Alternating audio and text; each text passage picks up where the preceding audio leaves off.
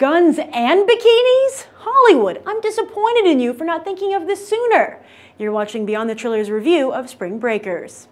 You can change who you are, yo. Bikinis and big booties, yo. That's what life is about.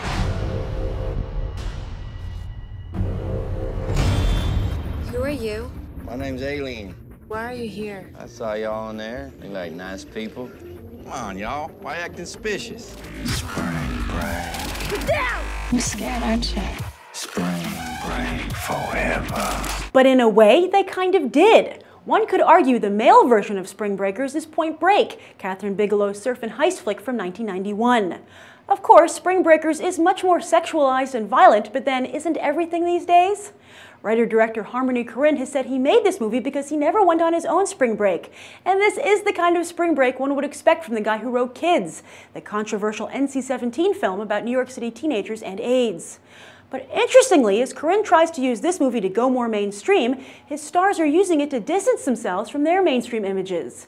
Spring Breakers stars two former Disney stars, Selena Gomez and Vanessa Hudgens, as well as one current Disney star, James Franco. Although, if Disney ever thought they could control James Franco, they must have been high as a kite on pixie dust. Meanwhile, Gomez and Hudgens are eager to establish themselves as real actresses, which is as hard as pulling off a robbery, yet Michelle Williams and Anne Hathaway are two of the few who've recently managed to get away clean. To further up its cool quotient, Spring Breakers also features music from Cliff Martinez, who scored Drive, and Skrillex, who happens to be one of my personal favorite Pandora stations. By the way, I'm not paying for you, Pandora, even if you cancel your free service. Will Spring Breakers be able to tap into my angst?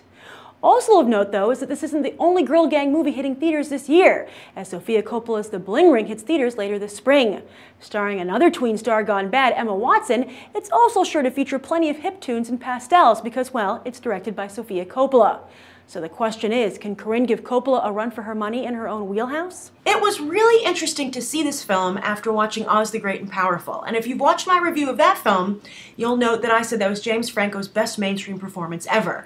And then lo and behold, a week later comes out his best indie performance ever. Now granted, I haven't seen all of his indie work, but considering the energy and inventiveness that he brings to this movie, it just shows that while he's willing to make the mainstream films, at his heart, James Franco is an artist.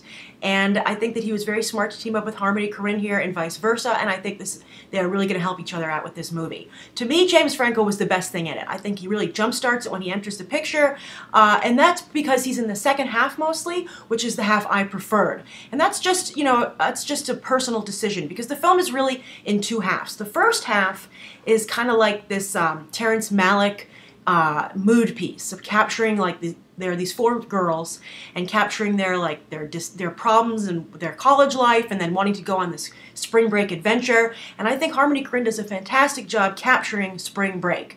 I've never been on spring break. I never went, but I talked to some of my friends who did, and they said that it can get this crazy and this dark. And I think the visuals and the music and the way it's all put together, really compelling and really well done. I will add, though, that the film does feature a Girls Gone Wild level of nudity. And it's all, female nudity, which I guess is kind of like what one associates with spring break. I thought that was an interesting choice, considering that, at least for the first half of the film, you have four female lead characters. So I think that to kind of appeal to female audience members, you'd want to have some more male nudity. I mean, guys have their shirts off, but that's obviously very different. But if you're a female moviegoer, just be aware that that's what's going on here. But as I said, I guess Harmony Korine wanted to be truthful to, spring break. So that's the first half of the film. The second half of the film has a little bit more of a traditional narrative to it, more of a through line. It's where James Franco comes in, and I really loved his performance. But also, it reminds me of, it was like a real-world approach to comic book villains. It almost was like shades of the Joker and Harley Quinn relationship that develops between James Franco's character Alien and these four women. And it's funny because the trailer for Kick-Ass 2 came out this week as well, and that's also supposed to be comic book heroes and villains in the real world, but it's from people who like comic books. And this was interesting to see someone who is not into comics. I got the chance to interview the director-writer Harmony Korine. That'll go up on this channel as well shortly, or if it's not already up. But it was interesting to see somebody and he said he wasn't influenced by comics so much, but I think there's definite shades of that there. So it's very interesting to see somebody who doesn't come from the world of comic books kind of create those characters. And so that's what I found compelling. And also, in terms of the choice of the nudity, a lot of, seeming to appeal to a male aesthetic, I thought it was, I would have really been interested to see what the film would have been like if it had been from James Franco's perspective. But it works the way it is. I think that, I know Harmony Korine really wanted to create like a feeling, and I think he does do that. And it's a very hypnotic film. It's a very beautiful film, and it's his most mainstream film yet. He's as I pointed out, he's the writer of Kids. He's done some very indie work, but I feel that there's so much potential here, and I really enjoyed the second half of the movie. That and I didn't dislike the first half. It's just the second half was what really captured my imagination. That I feel that if Harmony Korine is game, I could see a studio picking him up for something in the future. I think he could continue along the mainstream path with some success. But if he wants to stay in the indie world, I think that, again, I think, this is a great step forward for him. And I think it's a really big step forward for James Franco. So those are my thoughts on Spring Breakers. Check it out. And if you've seen the film, leave your thoughts down below. Did you think the film was in two halves? Which half did you like better?